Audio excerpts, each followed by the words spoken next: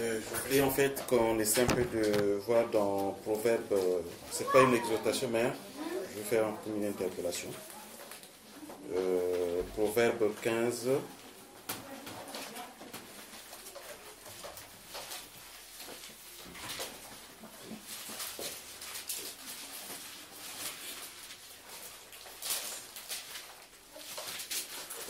Proverbe 15, on va le lire à partir du verset 30.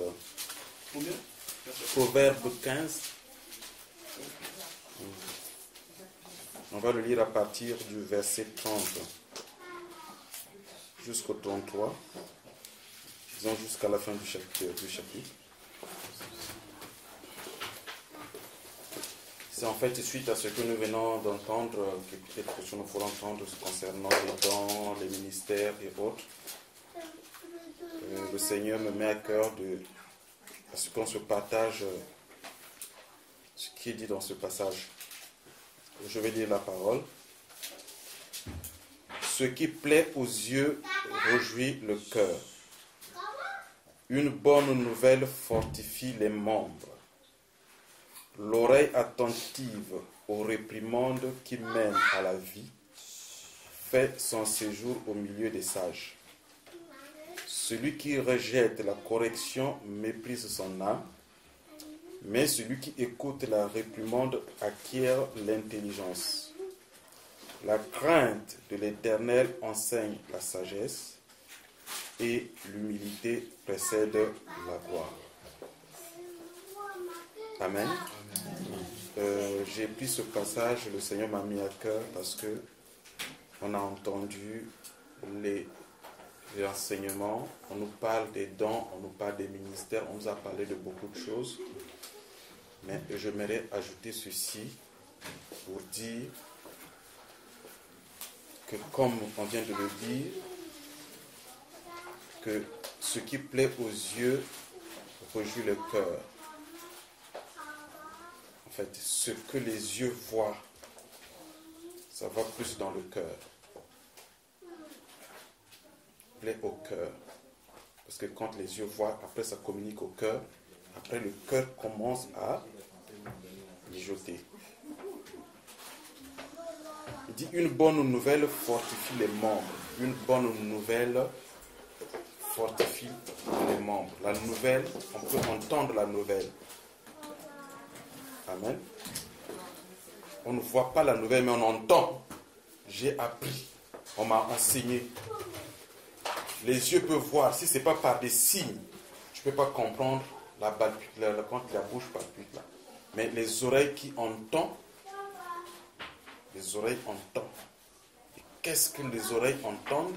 Les oreilles entendent quelque chose. Les oreilles peuvent entendre quelque chose qui est mauvais, comme quelque chose qui est bon. Mais on dit que si les oreilles ont entendu une bonne nouvelle, qu'est-ce que la parole de Dieu nous dit? Fortifie-les. Mais tout à l'heure, quand on lisait, on nous a enseigné que nous sommes plusieurs. Nous sommes plusieurs. Donc, une bonne nouvelle qui est enseignée au milieu des membres, et que si seulement cette nouvelle est bonne, et que les membres qui ont entendu peuvent former quoi?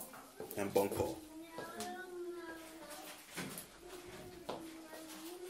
Une bonne nouvelle qui est entendue par les membres peuvent former un bon corps. Et c'est à cela que nous sommes appelés. Et l'oreille attentive aux réprimandes qui mènent à la vie fait son séjour au milieu des... Là, c'est comme ça précise. Là, il vient de préciser que l'oreille, comme je disais tout à l'heure, c'est l'oreille qui entend. Donc, on veut dire que l'oreille qui entend la bonne nouvelle. Donc, l'oreille qui a entendu la bonne nouvelle. L'oreille qui est attentive. Maintenant, qui est attentive aux réprimandes. Non seulement, elle entend la bonne nouvelle, mais elle entend aussi la réprimande. Mais si elle est attentive à la réprimande, elle est attentive, c'est qu'elle va chercher à écouter, entendre ce qu'on est en train de lui réprimander. Il n'y a pas que des bonnes choses que l'oreille entend. L'oreille entend aussi des mauvaises ou des choses qui lui sont reprochées. Donc l'oreille aussi reçoit ce qui est reproché aux membres qui doivent constituer un corps. Et donc si l'oreille entend bien la réprimande, ça veut dire qu'il y a une erreur qui est au milieu des membres. Et que cette erreur, il faut la mettre hors des membres pour que ça n'affecte pas le corps. Parce que si l'oreille n'est pas attentive à la réprimande, il va avoir une infection. Il va avoir quelque chose de mauvais ou au milieu des membres qui doivent former un corps qu'attend le Seigneur. Donc il faut que l'oreille aussi soit attentive à la réprimande. Donc l'oreille qui n'entend pas la réprimande, la parole de Dieu est en train de nous dire, donc l'oreille attentive aux réprimandes qui mènent à la vie. Donc il y a des réprimandes qui mènent à la vie. Il y a des réprimandes qui peuvent être au milieu de nous les saints pour pouvoir soigner la maladie qui veut affecter le corps. Donc il faut que l'oreille ne soit pas seulement attentive à la bonne nouvelle, il faut que l'oreille aussi soit attentive à la réprimande parce qu'on n'est pas saint totalement. Il y a des choses qui sont au milieu de nous qu'on doit nous réprimander. Il y a des fautes, il y a des erreurs que nous commettons qu'on doit corriger. Mais cela ne peut être corrigé que par la parole de Dieu. Donc il faut qu'on soit attentif. Il n'y a pas seulement la joie. Donc quand aussi il y a des réprimandes, nous sommes censés les écouter, les recevoir pour que nous puissions bien marcher demain. Donc il faut que l'oreille aussi soit attentive à ça. Et qu'est-ce qu'on dit? Cette oreille qui est attentive à la réprimande, elle est comment? Fait son séjour au milieu des sages. Cette oreille-là qui entend la réprimande, cette oreille-là qui ne rejette pas la réprimande, cette oreille-là qui accepte aussi qu'on lui réprimande, cette oreille-là, il fait son séjour au milieu des... Cette oreille-là est acceptée au milieu des... Donc l'homme qui accepte la réprimande est accepté au milieu des... Mais la personne qui n'accepte pas la réprimande doit être où alors? Si tu n'es pas au milieu des sages, tu es hors des sages. Donc nous pouvons être aspirés aux dons, nous pouvons être aspirés au ministère, nous pouvons être des disciples, nous pouvons être des gens que Dieu attend, mais il faut que nous soyons attentifs aussi à la... Il faut que nous acceptions aussi la... Mais bien aimé, au jour d'aujourd'hui, nos églises, nos milieux, nous sommes... Peu de personnes acceptent qu'on lui réprimande. Comme on vient d'enseigner, surtout si déjà il y a un an, lui il est apôtre, lui il est évangéliste, lui il est pasteur. Qui es-tu pour venir me réprimander? Moi je suis le disciple, moi je suis ceci. C'est comme on est censé déjà tout, et on ne veut pas qu'on réprimande. Mais l'oreille qui accepte la réprimande a sa place au milieu des sages. Donc si tu n'acceptes pas la réprimande, où es-tu?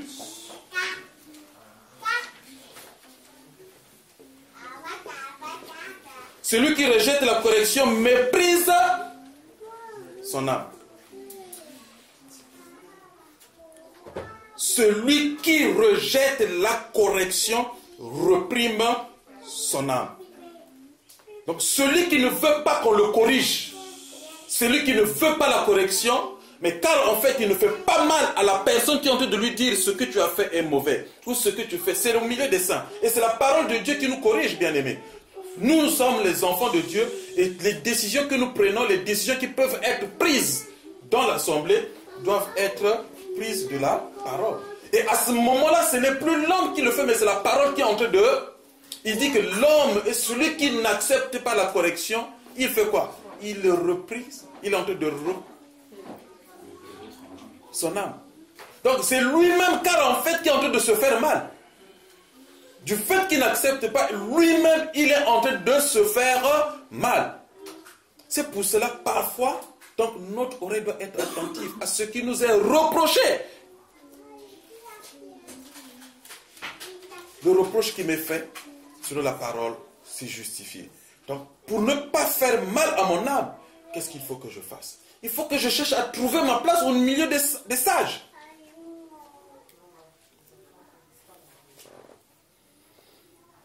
Mais celui qui écoute la réprimande acquiert l'intelligence.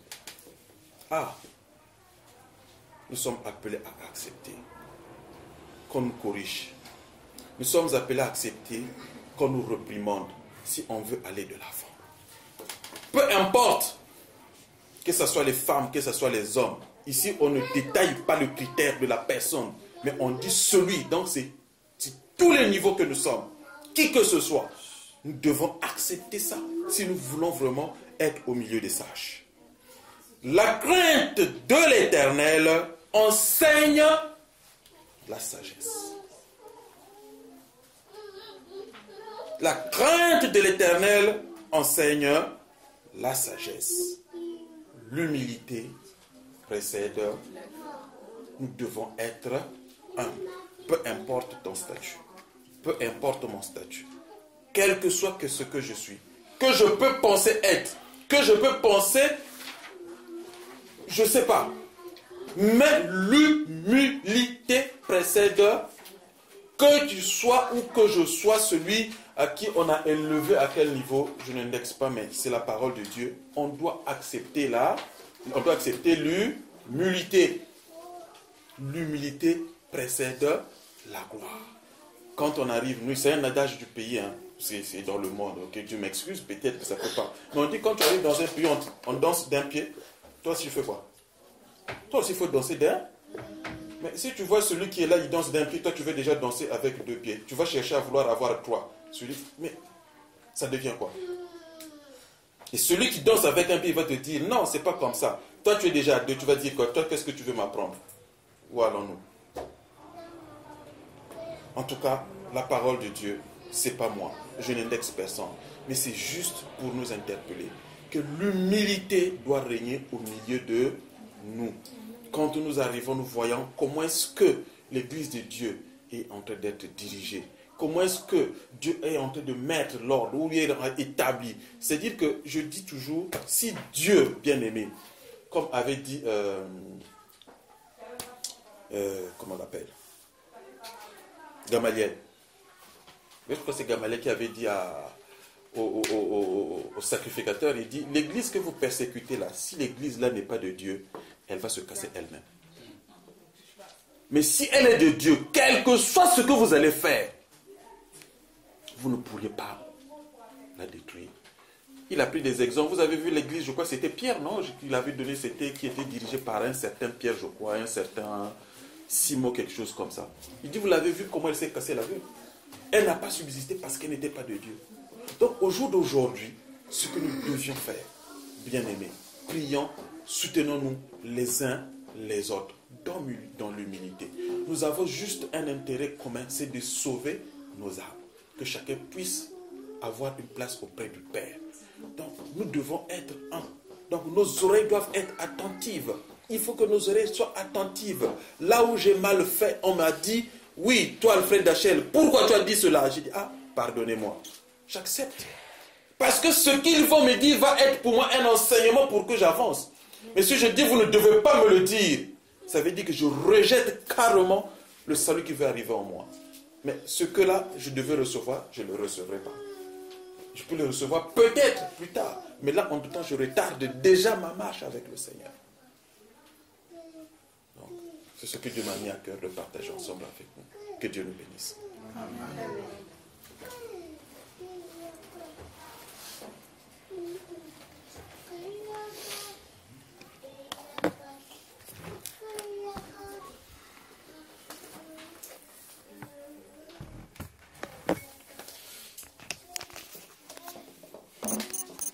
La sœur Myriade de à l'Assemblée, je ne sais pas.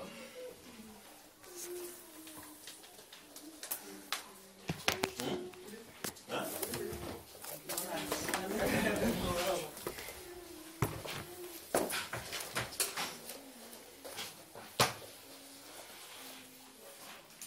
En fait, il y a eu plusieurs événements. Quand on est sorti de la retraite, Déjà, c'était un petit truc, moi j'ai minimisé, mais j'ai été piquée par un insecte et mon pied a doublé de volume. Bon, au début, c'était comme une piqûre de moustique. Et je me suis dit, mais c'est quoi ça? Mais bon.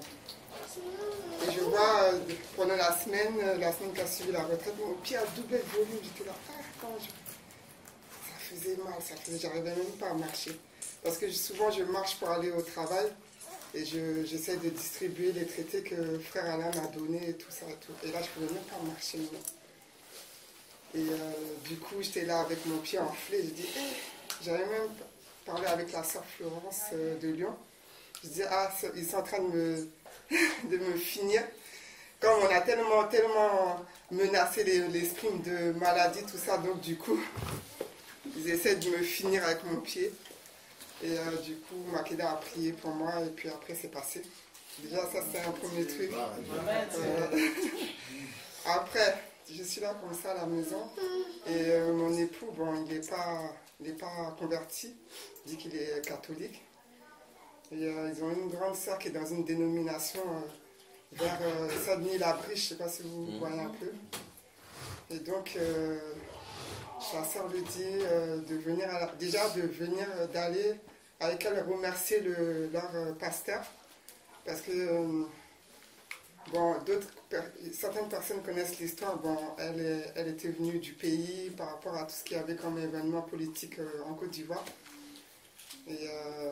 Et du coup, le pasteur l'avait accueilli, plein de choses. Et donc, il voulait lui dire merci. Déjà, moi, au lieu de me taire, j'ai dit, mais le pasteur, là, ça, c'est pas son travail. C'est normal qu'il aide les gens. On doit lui dire merci encore pour ça. Déjà, mon mari commence à vouloir se fâcher. Après, le Saint-Esprit me dit, mais pourquoi tu parles? Tu sais très bien que tu n'as rien à dire là. Tu dis quoi là encore? Bon, j'arrête de parler. Donc ils y vont. Il me dit, non, maman, on va y aller. Je dis, non, moi, franchement, vous allez beaucoup m'excuser, mais là, je ne peux pas. Il n'a pas insisté, ils sont partis. Ils sont revenus. Il dit, bon, maman, tu vois, vendredi, on va aller à la veillée. Ah, là, ça m'a piqué encore. J'ai dit, non. J'ai dit, quoi? À la veillée, quoi? Veillée, c'est-à-dire que je ne sais pas, peut-être 22 h jusqu'à l'aube, à la veillée. Pourtant, quand les frères sont venus à la maison, même 10 minutes pour écouter un peu ce que la parole de Dieu, tu n'as même pas pu, tu dormais. Il commence à dire oui, il commence à s'énerver et tout ça. Là encore, mauvais témoignage de ma part. Il fallait que je me taise. J'ai dit bon, ok, quand j'ai vu ça, j'ai eu tellement mal en moi, j'ai dit je suis partie commencer à aller crier à Dieu, Seigneur, pardonne-moi. Tu vois, tu dis d'être dans la soumission, et puis moi je commence à chaque fois qu'il dit un truc, comment je peux montrer que je suis de toi si à chaque fois j'ai quand même des mauvais témoignages comme ça à faire et tout, commencer à demander pardon. Après c'est passé. Du coup ils sont allés à leur veillée jusqu'au matin, 8 h, ils l'ont mis devant. Il voulait fuir parce qu'à un moment donné il avait sommeil, donc ils l'ont mis devant exprès pour ne pas qu'il sorte. Après bon, c'est comme ce que vous connaissez d'habitude, des quêtes de lundi, quêtes de dimanche, quêtes de la semaine dernière, quêtes d'il y a un mois, quêtes des quêtes. Après bon, ils étaient comme, ils osaient pas ils étaient entre frères à la maison et puis ils parlaient de ça. Après j'ai essayé de poser des questions et ils étaient là comme ils connaissent, c'est ça, ils connaissent ma position, ils osaient pas en parler avec moi. Chacun parlait dans son coin là-bas, je vais écouter, ils disent non, mais toi, t'aimes trop ça, tu mélanges tout. Non. Et tout ça. Donc c'est là que j'ai entendu un peu qu'on les a bien raquettés là-bas.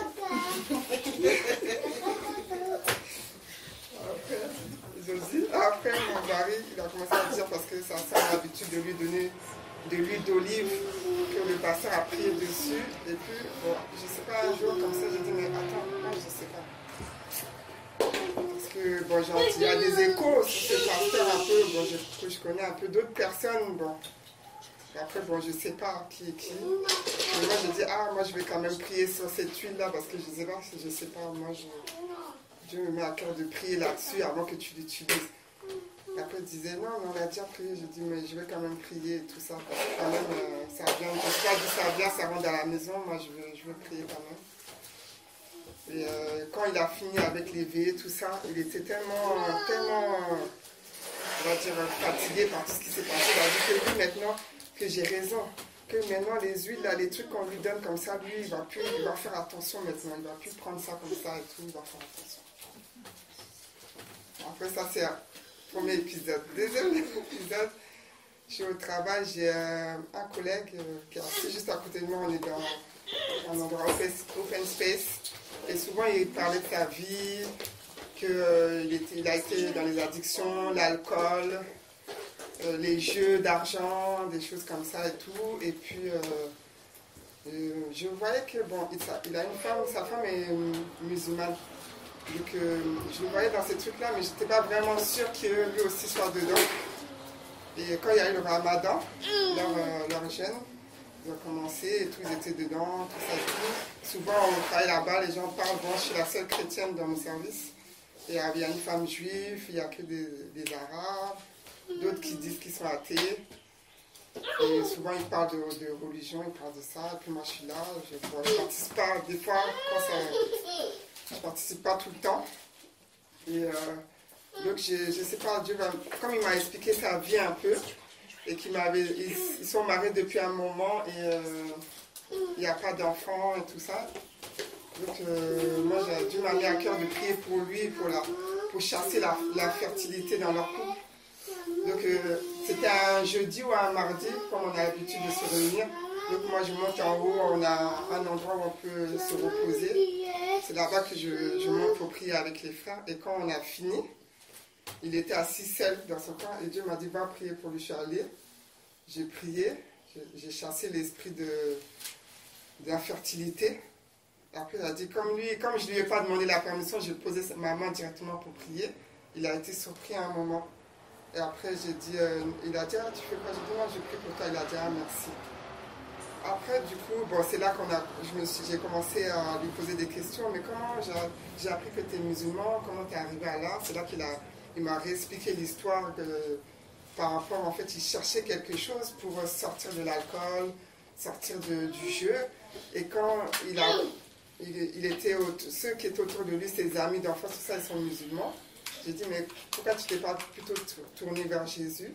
Il m'a dit non, mais quand ses parents, il a essayé de voir ses parents qui sont chrétiens, enfin qui étaient chrétiens, et ils ont un mauvais souvenir de ça, de les messes forcées, des trucs comme ça, donc ils avaient du mal à lui communiquer en fait la bonne nouvelle de Jésus. Après j'ai écouté ça, je dis ah ok d'accord et tout.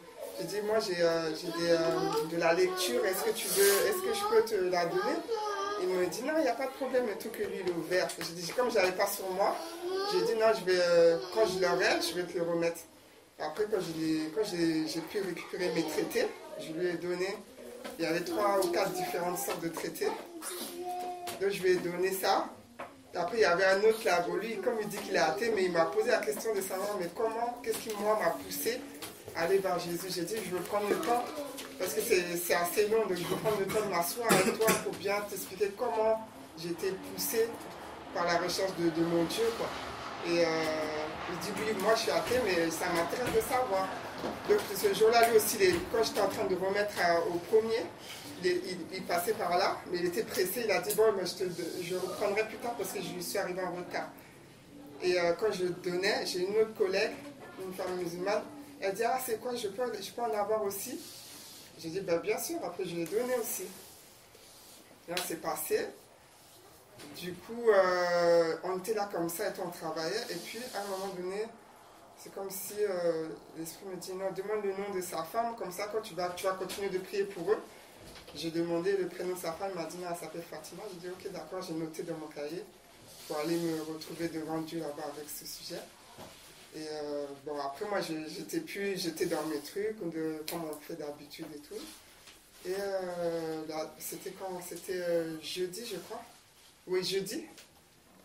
On a des réunions. Après, on m'envoie entretien. Aïe, j'ai fait quoi? Et comme ça fait pas longtemps que je suis en CDI là-bas, je me suis dit, bon, peut-être c'est pour les 6 mois de faire le plan, le bilan avec moi et tout. Après, j'étais là en train de réfléchir sur ça. Et j'ai une de mes collègues là, je dis, Linda, t'as vu, on m'appelle là en entretien. Après, elle dit, mais on m'a posé une question, peut-être que c'est à cause de ça. Parce que la dernière fois, quand tu nous as distribué les traités, et notre responsable lui a dit, mais plus tard, elle a vu, moi j'étais pas là, je sais pas où est-ce que j'étais, elle lui a demandé, mais est-ce que Mireille t'a remis un traité, un petit papier? Elle a dit, bah oui, bien sûr. Elle dit, est-ce que c'est pas pour ça?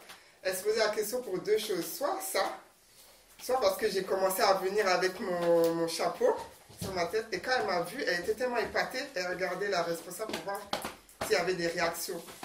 Alors que moi, bon, j'ai observé d'abord, comme je voyais d'autres personnes avec des voiles, je me suis dit, bon, parce que ça me fatigue quand on est là comme ça, et puis dans ton cœur, tu es en train de louer, tout ça, et puis tu n'as rien sur ta tête, et là, tu ne te sens pas à l'aise. Et puis, j'ai dit, non, il faut que quand même, au moins le mardi et le jeudi, que j'ai mon chapeau, comme ça, bon. Et on se posait la question, peut-être, c'est ces deux choses-là. Après, j'ai dit, bon, on verra bien. Après, bon, moi, comme vous me connaissez toujours en train de retenir les choses, j'ai voulu parler ce jeudi-là à l'église pour dire, ah, voilà, on dirait qu'on m'a convoqué parce que j'ai parlé de Jésus, là. Mais j'ai rien dit. J'ai rien dit. Je suis allée quelque part pour prier, pour dire, ah, Seigneur, moi, ce que tu as commandé dans ta parole, d'aller annoncer, moi, c'est ce que j'essaie de faire. Et après, du coup, ils m'ont convoqué. Il y avait le responsable de pôle et ma responsable. Et ils ont commencé à dire que, ah, franchement, Mireille, nous, on t'aime bien, on te fait confiance. Mais il y a un sujet, nous, c'est notre première fois. Voilà, apparemment, tu parles de ta religion avec assistance. Et qu'il y a quelqu'un qui a eu le courage. Ils ont appelé cette personne-là courageuse. Il y a une personne qui a eu le courage de venir me voir et de me dire qu'elle insiste un peu trop et tout ça et tout, que c'est pas bien, c'est là, sur le lieu de travail et tout. J'étais là, je suis restée avec le sourire, je ne savais pas quoi dire, j'étais là, je regardais, j'étais...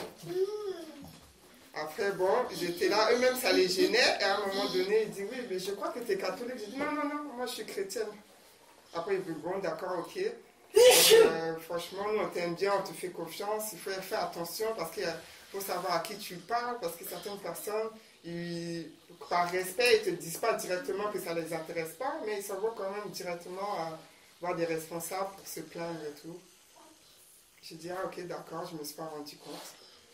D'accord, j'ai rien dit. Et je suis partie, ils m'ont dit, ok, d'accord, mais fais attention parce que nous on t'aime bien, on n'aimerait pas qu'il y ait des répercussions plus graves que ça et tout. J'ai dit, ah ok, d'accord. Puis je suis sortie, ils m'ont donné congé, comme on dit. Je suis sortie du bureau. Et puis j'étais là comme ça, je dis... Le pire c'est que je vois un peu la personne, bon, mais je n'ai pas insisté parce que comme j'ai tellement peur de déborder dans l'enseignement ou bien dans l'explication de la doctrine, donc j'ai donné juste le papier, même pas demander est-ce que tu as lu, est-ce que moi j'ai fait ma mission de remettre. Et puis je vois que la personne, ça ne lui plaît pas, mais elle n'ose pas venir me voir directement pour me dire. Elle saute, elle s'en va voir des responsables. Et puis donc c'était ça.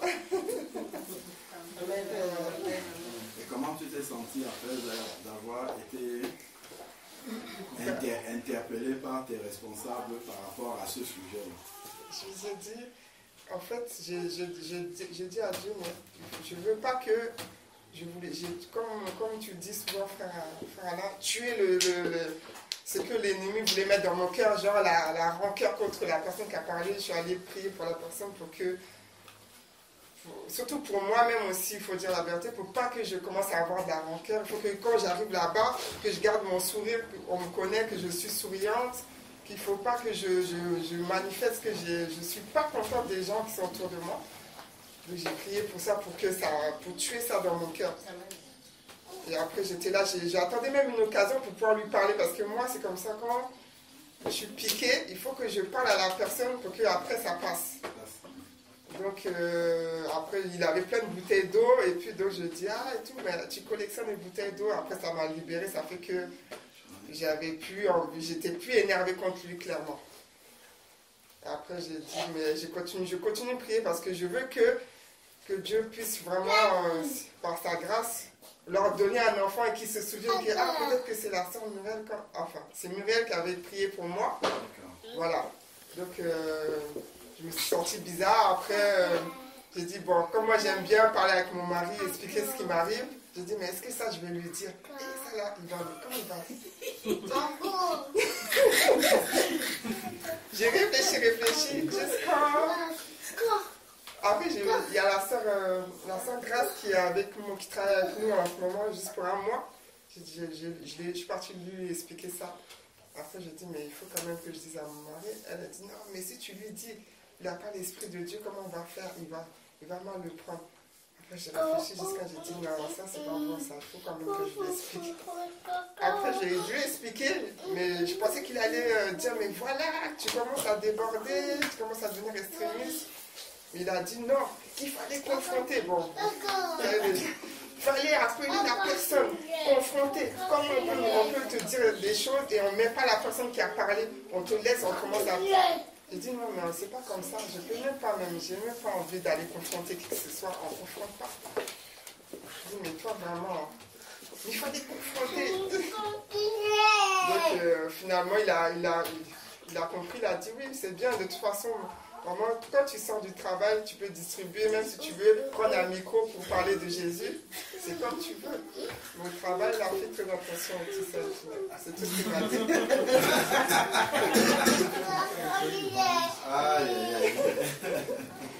Donc voilà. Et en même temps, à un moment, j'étais quand même contente parce que je me suis dit, quand même, quand je regarde un peu dans la parole de Dieu, il y a quand même des gens qui ont été persécutés juste parce qu'ils ont annoncé Jésus. Et je me dis que peut-être que je suis pas dans le faux, quoi. J'ai pas mal fait. Voilà.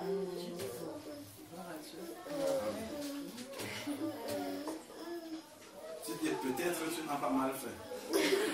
Non, parce que après, tu penses que tu as bien fait ou bien que je pense que j'ai bien fait, mais comme il y a un règlement intérieur, est-ce que j'ai pas le fait de parler, tu vois, sur le lieu du travail, est-ce que c'est pas écrit dans leur règlement? Franchement, j'ai pas lu leur règlement intérieur. Moi, c'est sur ce côté-là que je me disais, est-ce qu'il ne faudrait pas que l'ennemi puisse m'accuser qu'elle a fait, mais sans respecter, tu vois, les autorités par rapport au travail, quoi. Mais sinon, moi, je ne regrette pas. C'est ça que, comme on dit souvent, tu le dis aussi parfois, c'est que ce qu'on dit ou ce qu'on pense dans le cœur, les prières qu'on a, il faut faire très attention pour ne pas les dire comme ça. Parce que souvent je disais ça, dans mon cœur, je dis oui, je vais être avec Dieu, quoi qu'il arrive, quoi qu'il m'arrive. Tu vois, et des fois, mais il y a des grandes choses qui arrivent et c'est quand même gros, quoi. On ne se rend pas compte, quoi, en fait. On dit des trucs, mais c'est Dieu entend tout. Dieu, il est là. Dieu est puissant. Gloire à Dieu. Qu'est-ce que les autres pensent de ce témoignage-là? Je crois que ça peut nous arriver à nous tous. Hein. Pour peu qu'on ait déjà brandi le drapeau de Christ au travail, ça peut nous arriver.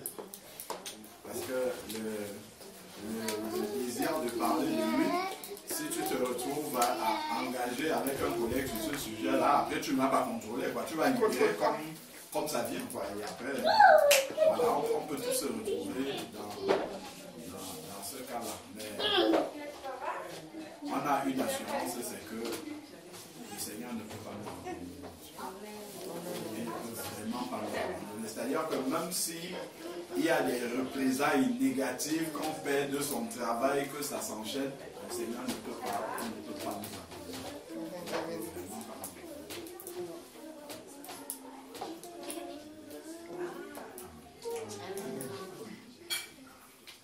Je pense que dans tous les travails, ils interdisent de parler de religion. Même à mon entretien, mon patron avait dit pour tout ce qui est religion, on n'a pas le droit d'en parler. Donc moi, je le fais quand même avec mes collègues qui sont à table. Et quand je vois le patron arrive, je me tais. Je parle à voix basse. Et il c'est dans tous les règlements, le patron, c'est écrit que tout ce qui est religion, c'est interdit à faire, je sais pas pourquoi. Voilà. Selon l'homme, voilà. Mais ce qui m'a fait sourire, c'est qu'ils étaient tellement gênés en fait qu'ils étaient en train d'essayer de me reprendre. À un moment donné, le responsable commence à dire, pour essayer de détendre l'atmosphère, on va dire, bon, on va prier, quand est-ce que tu pries et tout, on peut prier ensemble. Mais franchement, c'est vrai que c'est interdit, comme James dit, dans tous les règlements de...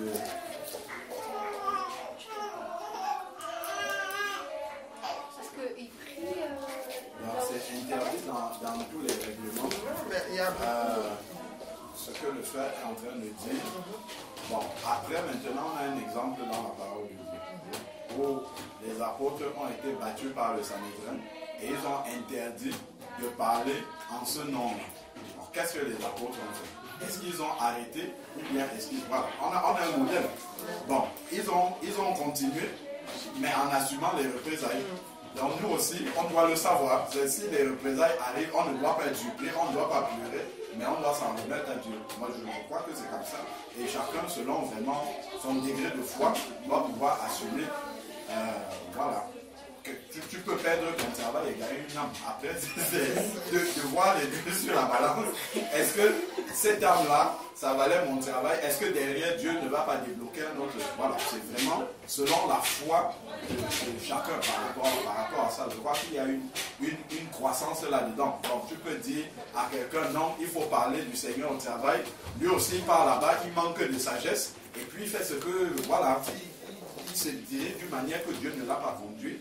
Et puis il a des représailles par rapport à ça. Donc c'est vraiment chacun selon sa foi prier le Seigneur pour que Dieu donne la sagesse de se conduire et puis d'être un témoin, parce que Dieu ne nous met pas quelque part, on est une lumière en fait. Donc si la lumière là s'éteint, c'est que en fait en réalité ça ne sert à rien que nous soyons là-bas, parce que si c'est pour juste gagner le pain, ça ne sert à rien pour Dieu. S'il nous a mis quelque part, nous sommes forcément une lumière là-bas. Après maintenant, il faut prier le Seigneur pour qu'il nous accorde la sagesse pour savoir dans quelle direction on fait briller la lumière et ainsi de suite. Et on sait déjà d'entrée de jeu qu'il y aura les représailles. Ça, c'est sûr que si tu arrives quelque part, tu es clair, on ne te dit rien, c'est que peut-être c'est une société d'enfants de Dieu. Peut-être il n'y a que là-bas où ça ne va rien entraîner. Or, si le Seigneur nous met dans ces milieux-là, c'est vraiment pour que les gens qui sont autour de nous puissent recevoir l'évangile aussi. Amen. J'avais également un témoignage pour la gloire de Dieu. Hier, après avoir récupéré les enfants au parc de Vincennes, je suis rentrée à la maison, normalement, je faisais la cuisine et j'ai souvent des allergies à cause du pollen et j'avais des yeux qui démangeaient vraiment fortement et j'ai commencé à gratter, enfin vraiment à gratter mon œil. Et 10 minutes après, je sens une gêne dans l'œil et en fait, la partie le blanc en fait, avait enflé, mais vraiment sérieusement. Alors, on a commencé à prier. Mais chemin faisant, le temps passait, mais je sentais toujours une gêne, je n'étais pas bien. On a prié, on est entré dans la prière. Après, j'ai demandé quand même au frère qu'on aille voir le médecin. Donc, après, le médecin m'a consulté et puis il me disait qu'effectivement, c'est une grosse allergie, très grosse allergie. Mais par la grâce de Dieu, je me suis levée le lendemain et puis tout a été rétabli. Donc, je bénis le Seigneur. Amen.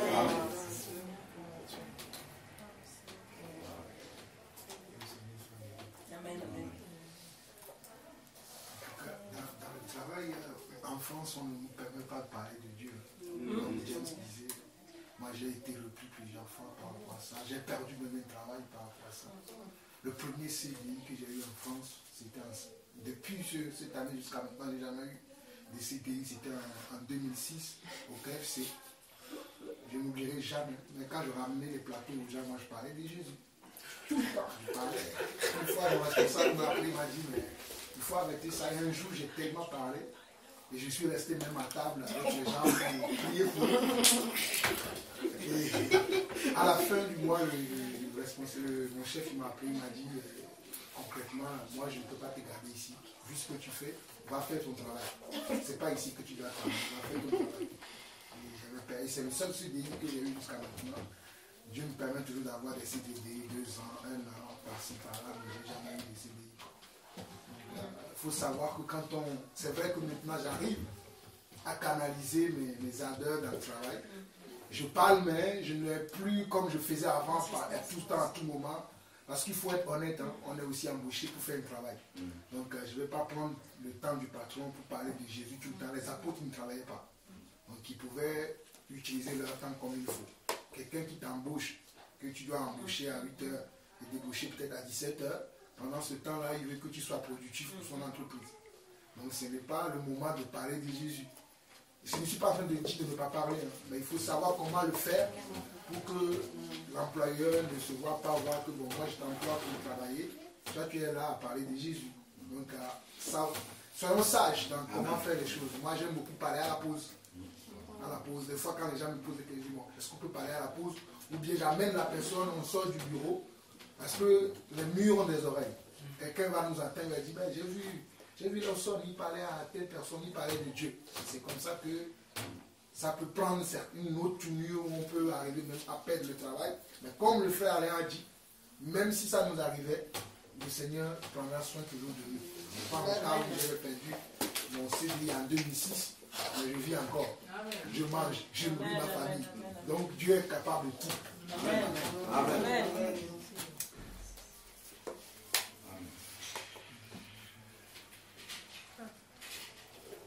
Je voulais dire quelque chose. Déjà, ma soeur, moi, je parle même pas. Moi, je chante seulement, on m'a interdit. Donc, courage. Mais seulement, je voulais dire quelque chose. Quand on était en train de louer, j'ai vu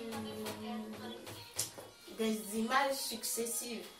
Alors, moi, je m'excuse, je ne sais pas ce que ça veut dire. Mais je vais vous le dire quand même. La première image, c'est un aigle qui volait. Il a fait le tour, il a volé, il a volé, il a volé, il a fait le tour, il est parti. Le deuxième qui a suivi, c'est le ciel qui s'est ouvert. La lumière a inondé partout. C'est comme il y a quelqu'un qui est descendu. L'image, il est passé. Il y a une autre image qui a suivi.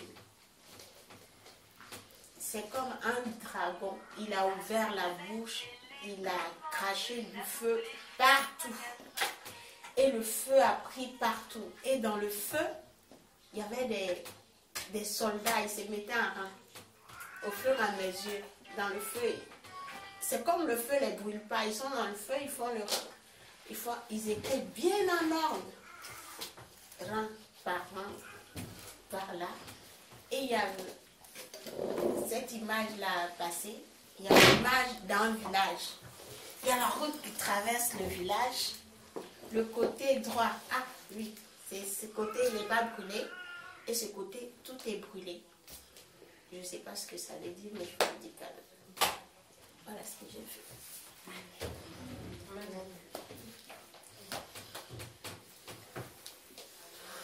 Ah oui, j'ai oublié la dernière partie, pardon.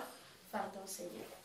La dernière partie, la dernière image qui arrive, c'est comme des perles. On les a alignées comme ça. Des perles, des petits boules blanches comme ça. Bien alignées par un. Ça brillait comme ça. Beaucoup de perles. Alignées comme ça. Des petits boules blanches. Ça, c'est le dernier. Est-ce que quelqu'un qui se rappelle du passage où on parle des aigles qui s'envolent? C'est dans l'Apocalypse, je crois. L'Apocalypse, il y a aussi Isaïe, c'est celui d'Isaïe qui arrive.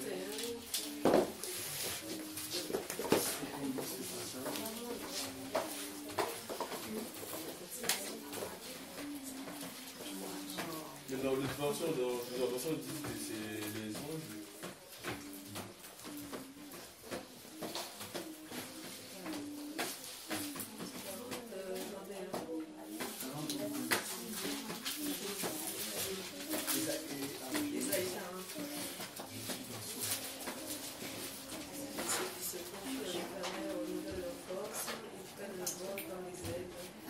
Je vais essayer d'interpréter des images.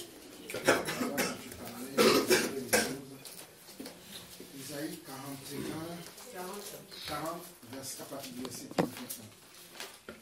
Amen. Au fait, la première image que tu as vue, c'est l'image de l'Église. C'est nous. Au fait, Dieu nous permet de voir ce qui va se passer dans les jours à venir.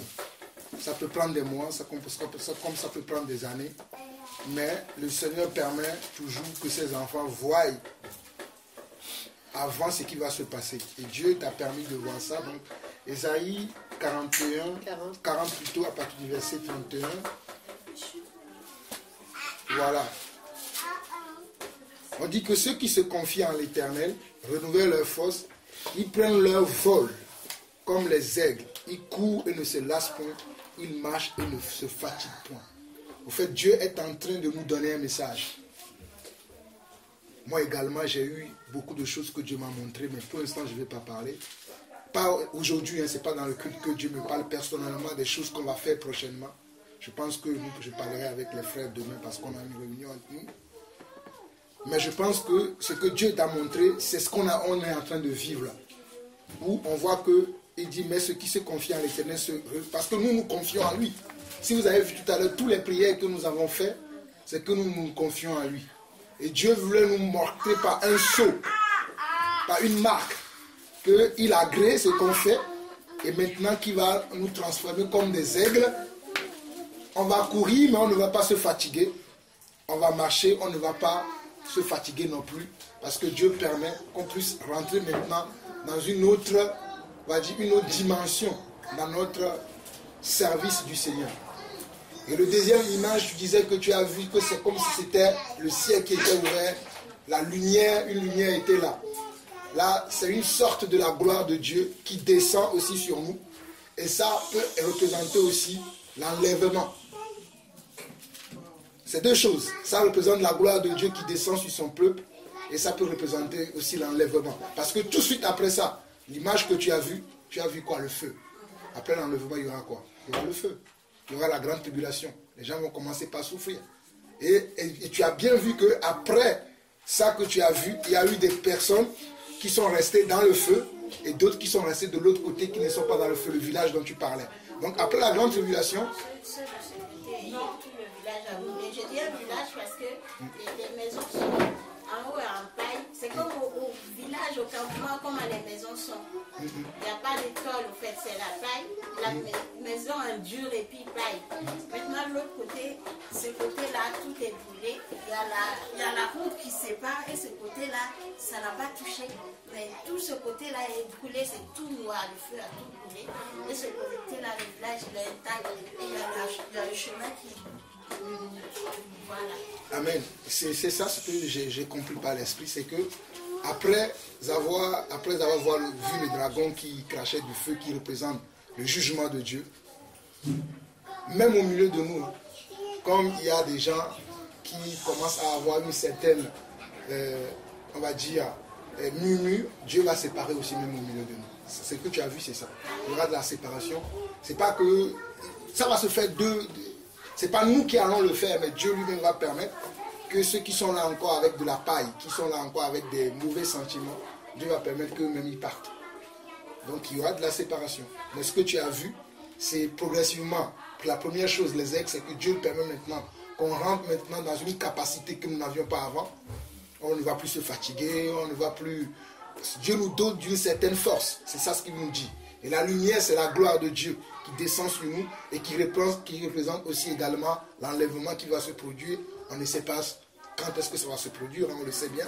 Et après l'enlèvement, il y aura la grande tribulation, ce qui représente le feu, la souffrance que les gens vont souffrir sur la terre. Et le feu qui va brûler les choses, c'est ce que tu as vu. Et mais après ce feu-là, il y aura des gens qui seront encore sauvés. C'est ce que tu as vu dans le village. Il y a une partie du village qui est brûlée et une partie qui n'est pas brûlée. Donc c'est effectivement ce qui va se passer dans les années à venir, dans les mois à venir, c'est ce que Dieu nous montre. Donc soyons attentifs, comme j'ai dit même ici tout à l'heure, que même quand on rentre chez nous, Dieu continuera à nous parler. Soyons attentifs et sachez que Dieu a commencé déjà. C'est pour ça qu'il nous montre ces signes-là, pour que nous nous fortifions. Si nous avons encore des choses à régler dans notre vie, réglons-le parce que le Seigneur peut venir d'un moment à l'autre. Donc soyons prêts à toutes circonstances, soyons prêts et vraiment servons le Seigneur parce que les aigles, quand les aigles volent, ils ne se fatiguent pas. Hein. Des fois, quand on fait le service du Seigneur, des fois on se dit, j'en ai trop fait. J'ai déjà prêché à telle personne. J'ai déjà prêché, je vais me reposer un peu. Non, n'ayons pas de repos. Continuons à prêcher. Bon, quand je dis prêcher, pour ceux qui prêchent, hein, pour ceux qui témoignent, ceux qui soutiennent, peu importe ce que tu fais dans l'église, c'est le moment pour toi de ne pas te fatiguer. Dire que je suis fatigué, non. C'est pour ça que le Seigneur nous montre l'image des aigles. Qu'on soit comme des aigles. La gloire va descendre. La gloire de Dieu, la présence de Dieu est au milieu de nous. Et Dieu va venir nous soulager de tous nos maux. C'est ce que moi je peux dire par rapport à ce que tu as dit. Si quelqu'un d'autre a reçu une interprétation, moi pendant que tu parlais, voici le message que Dieu m'avait mis à cœur. Amen. Amen. Excuse-moi frère, les perles, ça signifie quoi? Ah, tu as parlé des perles. Et c'est comment c'est la dernière image. Oui. Ben, les perles, c'est les couronnes. Les perles, c'est les couronnes que nous allons recevoir. Les couronnes que, après avoir combattu le bon combat de la foi, je sais que dans la Bible, je pense que le frère Alain vous a déjà enseigné sur ça, ou bien l'a enseigné ça dans un autre enseignement déjà, des récompenses que nous aurons au ciel par rapport au travail que nous avons fait. L'apôtre Paul lui-même dit désormais, la couronne de justice m'est réservée. Donc les perles que tu vois, les perles aujourd'hui dans le monde, qui portent des perles, des beaux perles, hein, c'est souvent les gens qui sont riches, qui est un signe de distinction. Donc les perles, ce sont les récompenses aussi que nous allons recevoir après avoir combattu le bon combat. Donc tu as vu les choses successivement. C'est clair.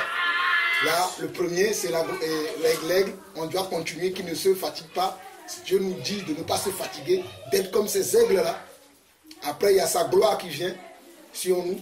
Et il y a aussi l'enlèvement. Après l'enlèvement, tu as vu le feu par le dragon. C'est le jugement de Dieu. Après ça, c'est la grande tribulation aussi. Tu as vu encore qu'il y a une partie qui est brûlée, une partie qui n'est pas brûlée. C'est ceux qui ont persévéré lorsqu'il y avait la grande tribulation. Parce que lors de la grande tribulation, on va persécuter vraiment ceux qui vont croire. Donc ce sont les téméraires qui vont être gardés. Et tu as vu qu'une partie est brûlée, une partie est restée. Donc une fois que la grande tribulation va se faire, qu'est-ce qu'il y aura? C'est la finale, le final. Et là maintenant, c'est les récompenses pour ceux qui auront combattu le bon combat. Merci au Seigneur pour ce message. Vraiment, soyons attentifs. Ne perdons pas courage. En tout cas, moi, ça me réconforte. Et je sais que c'est Dieu qui nous a parlé. Moi, sans aucun doute, Dieu nous a parlé. Maintenant, ayons un cœur docile.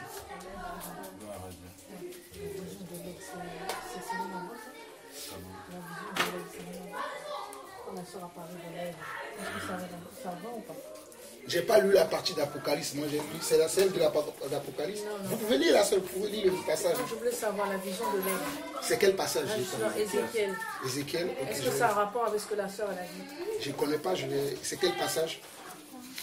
Parce que pendant qu'elle parlait, c'est le passage d'Ésaïe qui me venait en tête. Ézéchiel, chapitre combien? 17. 17. Bien. Peut-être ça peut aller dans le même sens, je vais lire.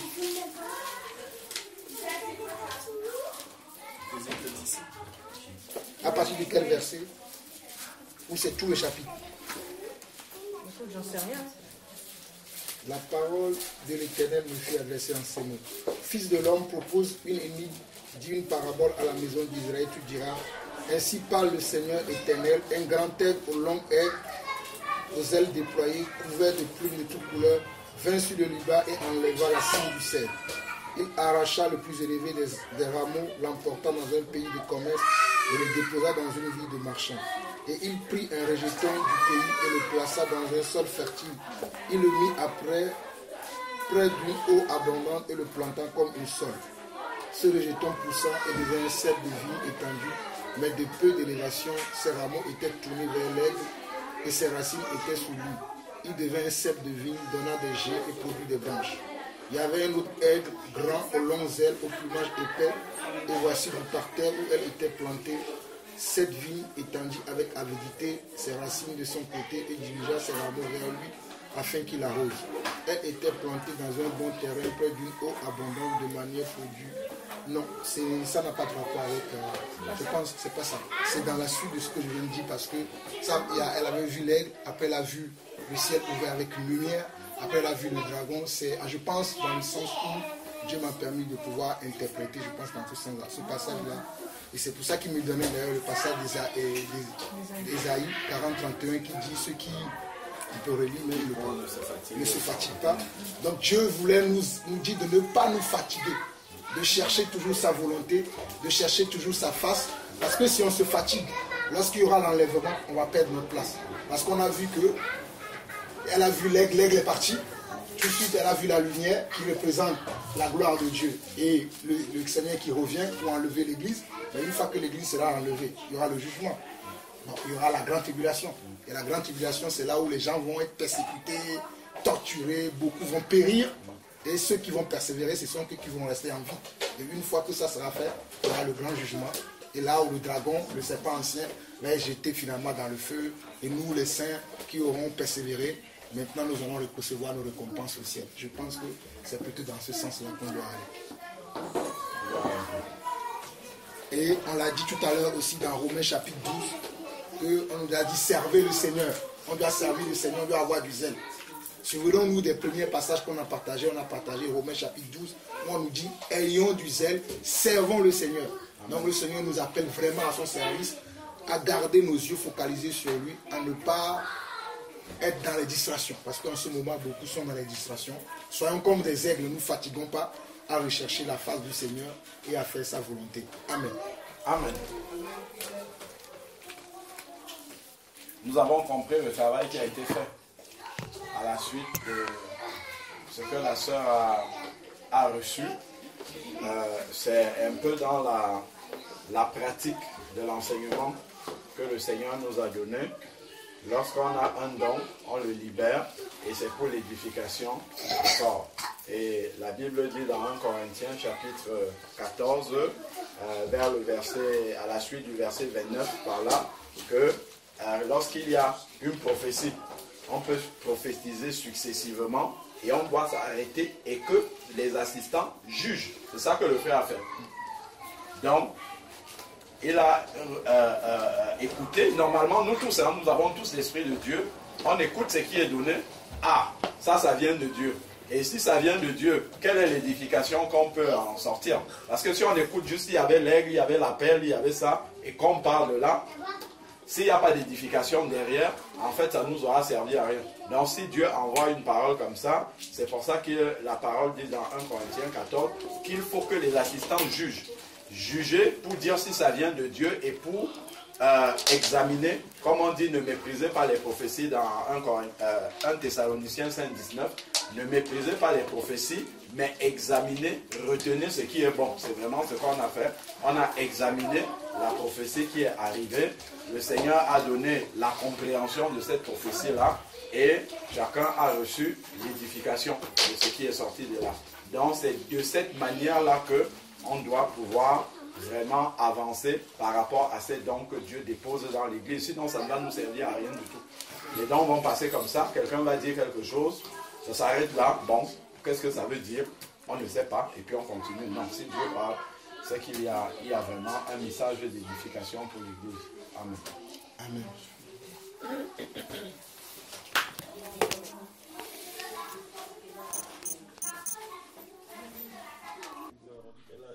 Il y a le dragon qui crache des feux, enfin, le dragon qui a craché du feu, et dans le feu, il y a des hommes rangés en rond.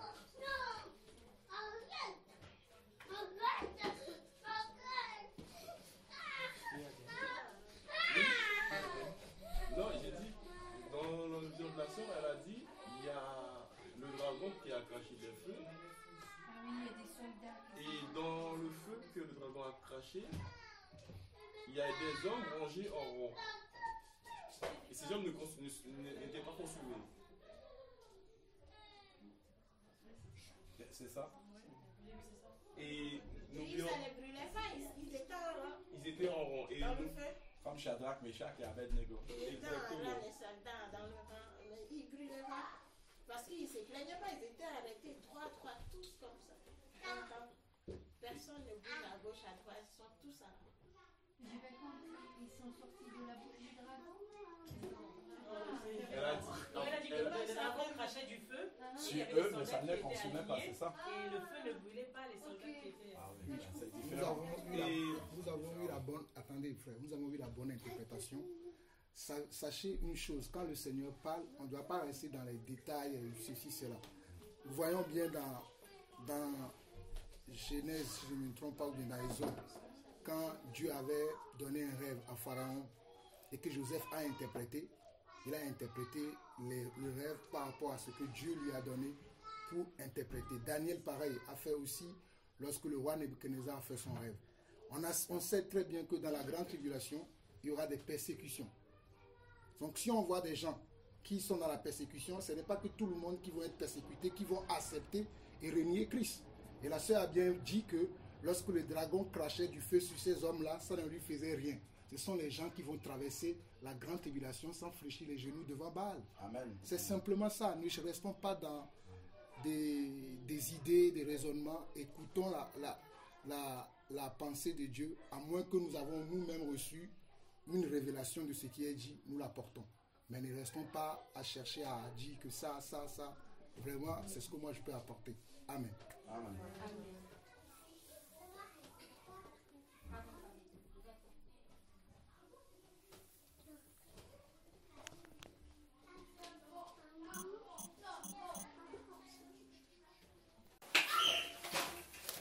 On va se déplacer, le frère Jean-Paul, le frère Dachel, peut-être le frère Calix et moi, pour Fès, au Maroc, le week-end du vendredi 28 au 30, pour aller édifier l'église de Fès sur la nouvelle naissance. Donc on a reçu une invitation là-bas. On n'était pas sûr de partir parce que ça s'est décidé au dernier moment. On a été averti seulement 2 ou 3 semaines avant. Donc on pense, moi personnellement, je ne pensais pas que ça puisse être possible de pouvoir faire ce déplacement-là. Mais vraiment, le Seigneur a confondu mon intelligence et il a montré que c'était possible. Donc il a permis qu'on puisse prendre les billets, qu'on puisse faire ce déplacement-là. Donc on a besoin des prières de l'église, comme pour ceux qui étaient là vendredi. On a vu dans l'exercice des ministères, l'apôtre Paul demandait souvent, priez pour nous, priez pour qu'il se fasse, que Dieu étende sa main, pour que la parole soit accompagnée de signes, de prodiges. Tout ça, en fait, c'est toujours pour aujourd'hui. Dans l'église, on a vraiment besoin de vos prières. Si Dieu le permet, je mettrai un message pour toute l'église par rapport à ça. Et la manière dont j'ai reçu les choses dans le cœur, on va le préparer de la même manière que lorsque le frère Georges et moi on avait été au Sénégal. Donc toute l'église, ceux qui étaient disposés, on avait pris 3 jours de jeûne dans la prière, toute l'église. Parce que c'est vrai que Dieu envoie des hommes devant, mais en fait derrière c'est toute l'église qui vient. Donc quand on part comme ça avec le soutien de l'église, comme on a pu voir dans la parole de Dieu, vraiment le Seigneur étend sa main pour que la grâce puisse abonder. Donc, voilà pour les nouvelles. Je ne sais pas s'il y a d'autres nouvelles à donner pour l'église. Amen. C'est des musulmans convertis. On va découvrir. Mais en tout cas, celui qui nous a contactés n'est pas musulman. En tout cas, je ne crois pas. À son accent, c'est pas... Je ne crois pas que lui soit musulman. Je crois que ce sont des étudiants.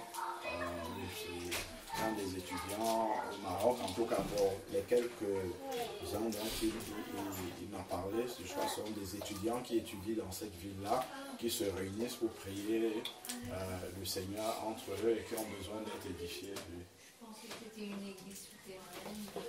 Ah, une église souterraine. Ah. Des musulmans convertis à l'église.